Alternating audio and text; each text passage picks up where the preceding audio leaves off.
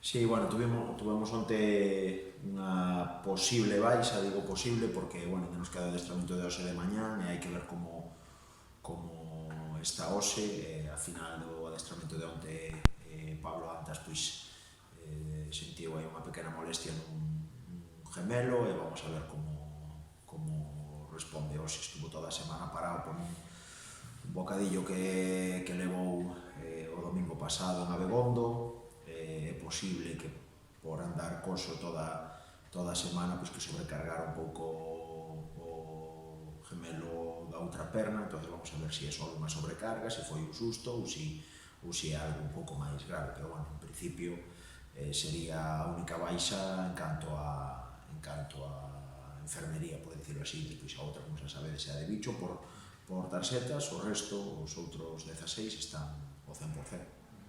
Bueno, un poquinho que falamos sobre o aliciente deste partido, máis allá dos 3 puntos, pois aí estaría aí a posibilidade de igualar ese récord, a importancia que se dá a conseguir ese tipo de cousas dentro do vestuario. Bueno, como vimos dicindo semana a semana, todo o que ten que ver cos récords e demais, pois evidentemente están aí, son cousas que se van conseguindo, pero son secundarias. Nos ao final o que nos centramos é nos 3 puntos do fin de semana. Neste caso, pois unha xornada máis nos volve a tocar na casa.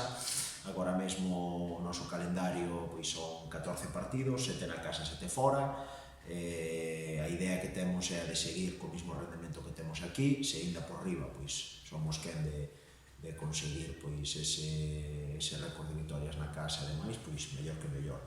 O que quero dicir é que non vamos a centrarnos única e exclusivamente en ganarlle o Bouzas, en que os 3 puntos queden aquí. A partir de aí somos quen de ter, bueno, pois un añadido, mellor que mellor. De todas formas, supoño que todas estas marcas que se foron conseguindo, o que realmente lle daría significado, na que se ia falar a largo plazo, sería conseguir ese ascenso final de temporada. Home, de logo, ao final eu creo que calquera de nós, calquera que lle preguntes, cambiaría todos eses números, eses feitos por conseguir o que todos ansiamos, que é dar ese salto de categoría. Eu creo que non hai premio máis grande que ese. O que si temos claro é que, bueno, como vimos falando xa desde hai moito tempo, hai que darlle moito valor o que levamos feito aquí, non só esta temporada, sino en temporadas anteriores. O equipo ano tras ano pois vai cumplindo obxectivos e vai mellorando o rendemento, e aí están os números que o din. Bueno, este tipo de cousas pois nos fan ver e valorar que estamos no bo camiño e que cada vez estamos máis preto de conseguir ese obxectivo final que esperemos que se consiga lá por maio. Falando un pouco máis a corto plazo, toca o Rápido de Bouzas, verdad que é un rival que se reforzou, que cambiou de adestrador con respecto á primeira volta. Non sei se fai un equipo máis temible que aquela que lle ganaste sala. Bueno, son dous momentos distintos. Cando chegamos ou cando fomos a xogar a primeira volta alá, pois prácticamente era o comezo da tempada. Era un equipo que por dicirlo de alguna maneira estaba en construción, pero que naquele momento pois xa tiña os seus puntos fortes e era unha salida moi complicada polo terreo de xogo e demais. Neste senso, pois agora na segunda volta, os equipos, como falamos sempre, pois cambian moito. Cambian porque os puntos fan falta, porque non están nunha situación cómoda. Como ti ben dís, no mercado de inverno pois cambiaron moitas cousas, entre eles adestrador, un equipo máis da terceira que opta por un adestrador con moitísima experiencia, non só en terceira división, sino en categoría profesional, en categorías superiores. Eso xa fala moito do que é o Rápido de Bouzas. E despois, ainda por riba, pois se miras os nomes dos xogadores, pois aparecen xogadores como Mourinho, como Carlitos, como Fondevila, Llavé, Pablo Carnero, Ale Rey. Bueno, son xogadores que teñen moitísimo recorrido en moitos equipos, non só a nivel galego, sino a nivel nacional, categoría segunda B e incluso algún máis arriba. Bueno, creo que resume perfectamente o potencial que ten este equipo. Pero, como sempre, para nós unha semana máis volvemos a xogar en San Lázaro, e unha semana máis o aceptamos como un reto. Ao final, para nós non hai maior objetivo que ser o mellor equipo da categoría, para iso hai que enfrentarse a este tipo de equipos.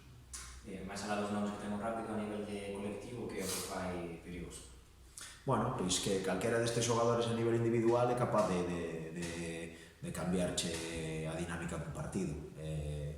Son xogadores que teñen moitísimo nivel, moita capacidade a nivel individual, e despois, inda por riba, pois, se teñen o día a nivel colectivo, pois imagínate o que pode sair de aí. Ademais, son xogadores todos de perfil ofensivo, é un equipo que xunta o que fai que eses xogadores se xunten e que estén moi cerca dentro do campo para que salgan a relucir as súas mellores cualidades, e a partir de aí facerlo moi difícil o equipo rival. Creo que é un equipo que ten varios registros, o xogo directo sobre Pablo Carnero, accións a balón parado, que este fin de semana creo que van a ser fundamentales para nós, e despois a calidad, como pode ser de Mourinho, de Llavé, de Carlitos, de Fundevila, que son capaces de manexar ben a pelota e de, por que non, plantexar partidos para quitarle o balón ao rival.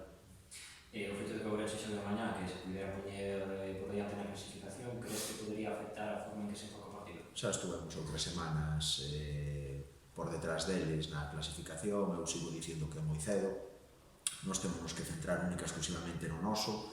O mellor que les adianten o partido é máis presión para eles, que teñen que saber, ou saben que teñen que ganar sí ou sí para seguir aí, porque senón van a depender do que fagamos nós o seguinte día. Así que a nós non nos ten que afectar, nin creo que nos afecte, porque xa as jornadas anteriores foi así e non nos afectou para nada, todo o contrario.